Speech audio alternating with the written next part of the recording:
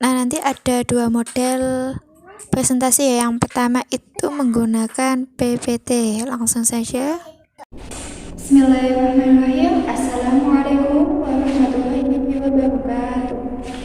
Nah, pada kesempatan kali ini saya akan menjelaskan materi PAI SMA atau SMK yang berjudul bersyukur. Nah, di sini ada 4 poin utama yang akan dibahas.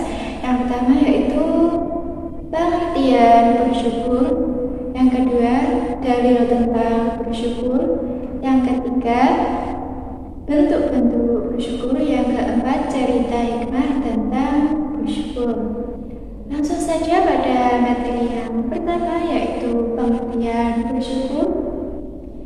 Bersyukur secara bahasa yaitu berterima kasih kepada Allah, dan secara istilah bersyukur yaitu perasaan, tindakan, perbuatan, perkataan yang menunjukkan kalau kita itu berterima kasih kepada Allah, lega atas nikmat yang diberikan kepada Allah. Itu adalah secuplik pengertian tentang syukur. Yang kedua yaitu dalil tentang bersyukur. Dalil yang bersumber dari Al-Quran yaitu Quran Surah Ibrahim ayat 7. Nah, pasti ayat ini sudah tidak asing lagi. Ayat ini berbunyi Bismillahirrahmanirrahim. Wa in ta'adzana rabbukum la in syakartum wa la azidannakum wa la in kafartum inna 'adzabi lasyadid. Nah, itu adalah dalil tentang bersyukur. Dan arti dari dalil tersebut yaitu seperti ini. Wa idza adzana rabbukum, artinya itu dan ingatlah ketika Tuhanmu memaklumkan. La in syakartum, sesungguhnya jika kamu bersyukur, jika kita bersyukur, wala azidannakum, niscaya aku akan menambah nikmatmu. Aku dimaksud dalam surah ini tadi yaitu Allah. Jadi apabila kita bersyukur, Allah itu akan menambah nikmat kita. Wala in kafartum, dan apabila ketika kita kufur itu mengingkari nikmat. Jadi kufur itu kebalikan dari syukur. Dan apabila kita kufur, inna 'adzabi, maka azabnya Allah itu la syadid, sangat pedih, sangat dahsyat. Jadi kesimpulan dari ayat ini yaitu apabila kita bersyukur, maka Allah akan menambah nikmat kita. Dan apabila kita kufur, Allah akan memberi azab yang sangat pedih kepada kita. Jadi kita disebutkan bahwa hukum bersyukur itu adalah wajib. Kemudian selanjutnya yaitu tentang bentuk-bentuk bersyukur. Bentuk-bentuk bersyukur di sini ada 3, yaitu bersyukur dengan hati, yang kedua bersyukur dengan lisan atau perkataan, yang ketiga bersyukur dengan perbuatan. Nah, bersyukur dengan hati, maksudnya itu gimana? Nah, bersyukur dengan hati itu perasaan kita, hati kita menyatakan kalau kita tuh lega dan berterima kasih atas nikmat Allah yang diberikan kepada kita. Jadi kita merasa gembira, merasa senang atas nikmat Allah yang telah diberikan. Yang kedua yaitu bersyukur dengan perkataan. Ungkapan bersyukur itu bisa perkataan berupa doa. Misalnya kita mendapat uang saku lah, contohnya itu uang saku, atau mendapat suatu kebahagiaan apa, kita mengucapkan alhamdulillah. Atau saat kita akan melakukan suatu pekerjaan, kita mengucap doa memulai pekerjaan, doa setelah pekerjaan, kita melakukan suatu pekerjaan itu kita berdoa, itu juga termasuk bersyukur dengan perkataan. Nah, yang ketiga bersyukur dengan perbuatan. bersyukur dengan perbuatan itu bisa banyak dilakukan dengan cara apabila kita memiliki indera yang cukup, misalnya bukan misalnya lagi ya, kita memiliki kaki yang utuh, dua kaki yang utuh, yang sehat, kita gunakan untuk berjalan kepada jalan yang baik, untuk menuntut ilmu, untuk pergi ke masjid. Itu bukti bahwa kita itu bersyukur dengan perbuatan, menggunakan anggota tubuh kita, menggunakan nikmat yang Allah berikan kepada kita itu dengan sebaik-baiknya. Kita diberi tangan yang normal itu kita gunakan untuk menolong orang, terus digunakan untuk belajar, untuk menulis, itu merupakan satu yang baik.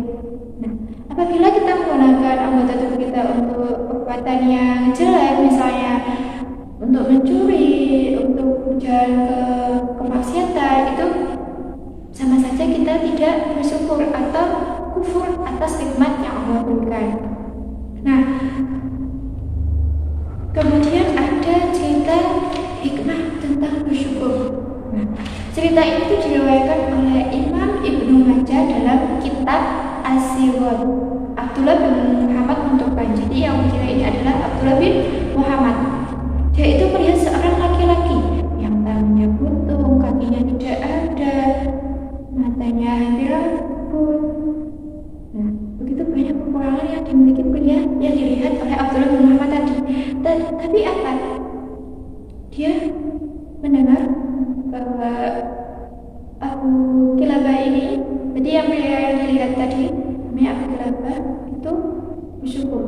Dia mengatakan gini, ya Tuhanku, tunjukilah aku untuk bersyukur nikmat yang telah Engkau berikan kepadaku dan bersyukur atas kemuliaan yang Engkau berikan kepada hamba-hambamu yang lain.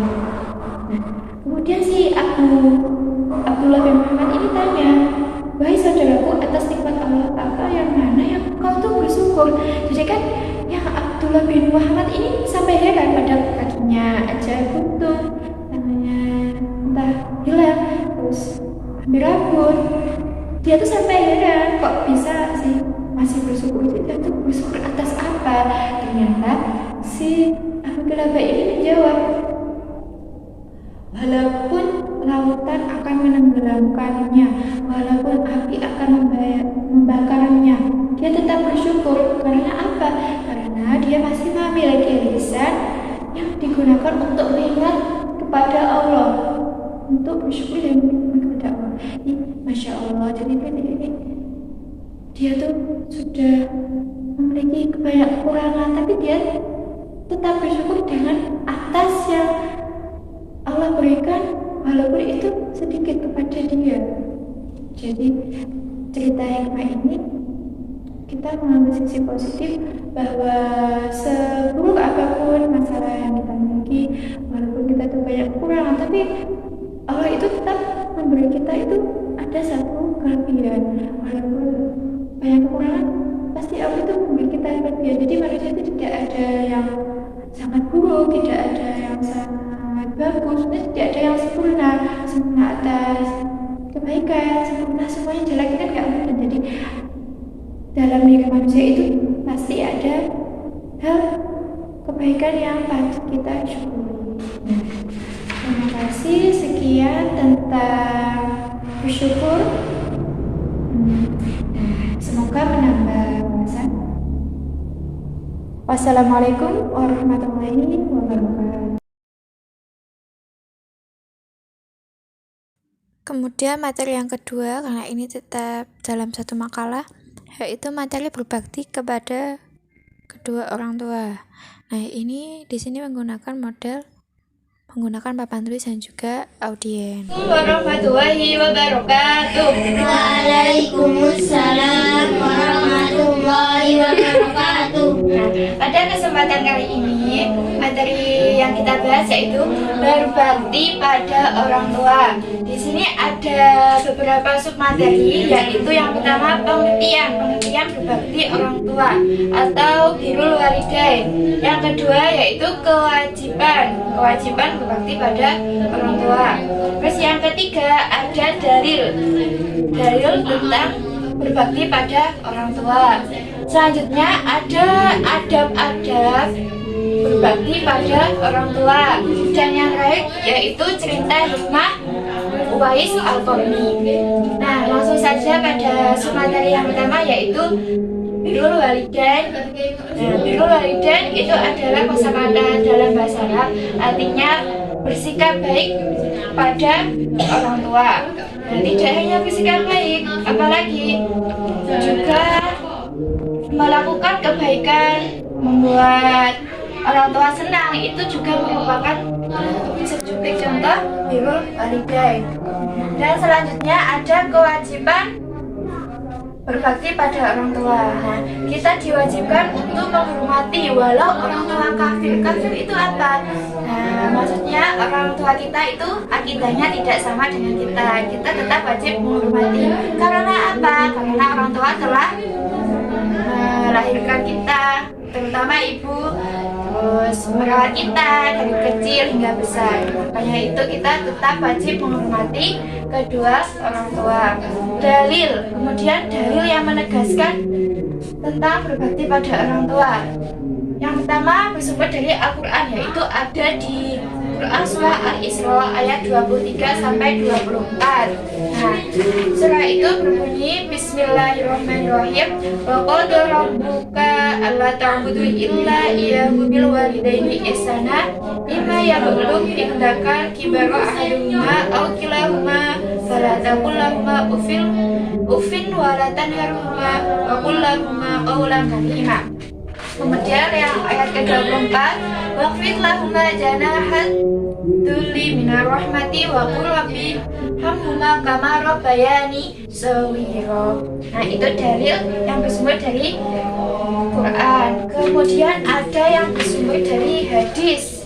Nah, yang intinya yaitu rahima anfu, summa rahima anfu, summa rahima anfu, kila ya Rasulullah man adraka abawahi indal kibari ahaduhuma aw kilahuma aw la yadkhulul jannah. Nah, intinya itu menceritakan bahwa orang yang celaka yaitu yang menemui orang tuanya itu dalam keadaan sudah lanjut berarti usianya telah lansia, namun dia tidak mau merawatnya. Itu adalah golongan orang yang celaka. Kemudian materi selanjutnya ada berbakti pada orang tua. Nah, ada berbakti pada orang tua ini mengacu pada Quran surah Al-Isra ayat 23 sampai 24 ini diterangkan.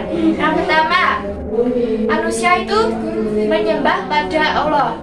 Perintah untuk menyembah kepada Allah. Yang kedua, berbuat baik pada ibu dan ayah. Nah, kita harus selalu berbuat baik pada ibu dan ayah. Yang ketiga, berterima kasih pada orang tua. Yang keempat, jangan berkata jangan mengatakan misalnya kalau disuruh nanti saja. Nah, itu termasuk larangan perkataan yang dikatakan pada orang tua. Dan juga jangan membetaknya berkata yang keras melebihi suara orang tua, itu juga tidak boleh. Yang selanjutnya kita disuruh berkata yang baik dan merendahkan diri kita. Maksudnya gimana merendahkan itu? Misalnya orang tua lagi duduk, nah kita tidak boleh berdiri di hadapannya, atau duduknya itu lebih tinggi daripada duduknya orang tua. Nah, itu juga tidak boleh. Dan yang terakhir, cerita hikmah Uwais Al-Qarni. Uwais Al-Qarni ini ceritanya intinya itu seorang pemuda, dia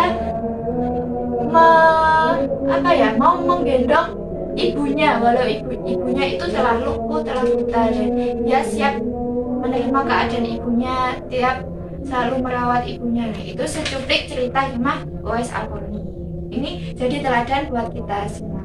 Terus sekian, wassalamualaikum warahmatullahi wabarakatuh.